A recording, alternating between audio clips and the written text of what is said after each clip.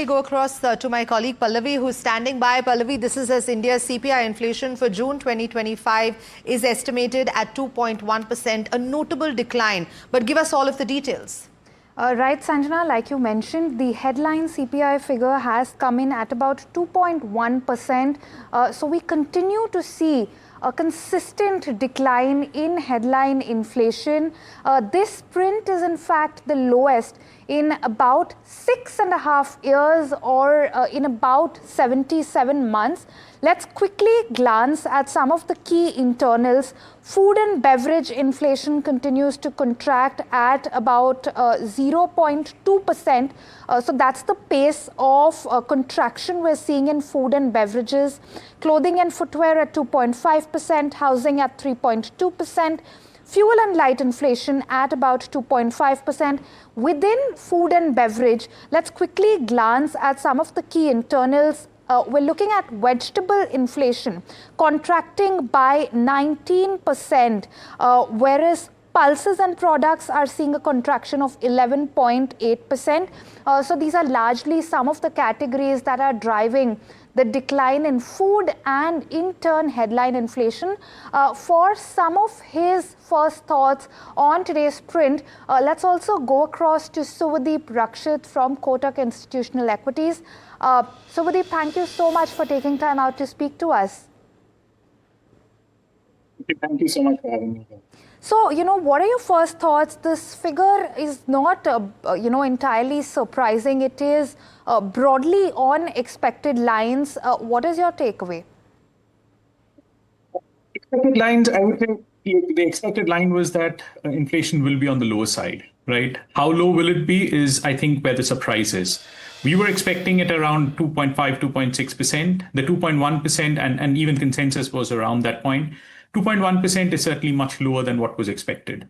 I think the internals, as you rightly pointed out, the vegetable prices, in some sense, the food pack is what is leading this lowering of inflation. Having said that, this is not, as in seasonally, these are the few months where prices in general on a month-on-month basis increase. We are seeing that trend, but of course, the favorable base effect is playing a large part in lowering the headline number closer to the 2%. Okay, all right. And I do want to ask you a follow-up regarding what you've said about vegetable inflation. What is the sequential trend here like? Can we expect these trends to continue? We're also bang in the middle of the southwest monsoons, July being a especially critical month in terms of sowing. So far, trends appear to be decently encouraging. Would that be the right way to sort of look at it? Absolutely. I mean, seasonally, when you look at the trend on a month-on-month basis, it's usually increasing or usually increases by roughly around, let's say, anywhere between 15 to 20% on a month-on-month basis. And that trend continues. I think that trend holds. The favorable base effect is what helps in the prints coming in lower. Also, if you're looking at it from a forward-looking perspective, the rainfall has been good. In fact, if you look at the July month, and typically July is when the bulk of rainfall we have the bulk of rainfall for the monsoon season. And if we have generally a good July, the acreage or the sowing data usually turns out to be quite good. The yields, obviously, in terms of when the harvesting happens, there's a lot between the rainfall and the harvesting in terms of temperature, in terms of unseasonal rainfall, etc., that can go wrong. But at least in terms of the signaling part, in terms of what we can take away from the monsoon season, the acreage has been encouraging. And to that extent, we should see a fairly robust, a fairly strong crop production, which should help in keeping prices capped, which again helps in keeping the CPI inflation capped to a great extent. All right. Suvadeep, one last question before we can let you go. This is the last print that we will see before the next monetary policy. And we have seen inflation continue to undershoot projections the past couple of months.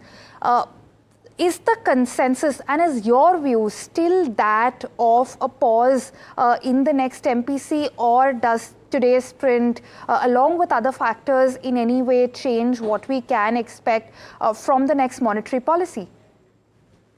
I think there are two parts to this. The first part is that the RBI MPC has signaled that they want to take a pause. They want to see how the transmission happens, and to that extent, the pause is something that is being factored in. At the same time, after the monetary policy and the minutes, etc., we've seen the governor talk about a space that can open up if inflation were to be lower than what the RBI is projecting. We were projecting a CPI inflation of 3.5% average for FY26. And if you look at the data with the 2.1% of the current month, I think we can undershoot the 3.5% also. However, the RBI was projecting a 3.7%. So my sense is that there is a high chance that the inflation will be undershooting the RBI's estimates for FY26, at least on an average basis. And still around December, we should be seeing inflation below the 4% mark. All in all, the August policy does not seem to be the one where probably the RBI changes, their rate call or the kind of signals that they have given. But certainly sometime in the future, near future, we should be open to seeing the RBI cut rates by another 25 bips, which is a base case that we have that pause for now and maybe another 25 bips closer to the end of the year. All right, Subhadeep, thank you for taking time out to speak to us. Pleasure as always. Thank you. So we're looking at a headline print that actually has surprised on the downside and a positive development at that. Sanjana, the headline inflation figure coming in at 2.1%, the lowest in almost 6.5 years. And that does bode well for the Indian economy at this juncture, especially given some of the uncertainties we're seeing from the global perspective as well. Absolutely. Really positive news coming in. Like you rightly said, despite the geopolitical tension, the moderation in inflation is encouraging. Thanks so much for that, Pallavi, and thank you so much to our guest as well for providing us that comprehensive insight.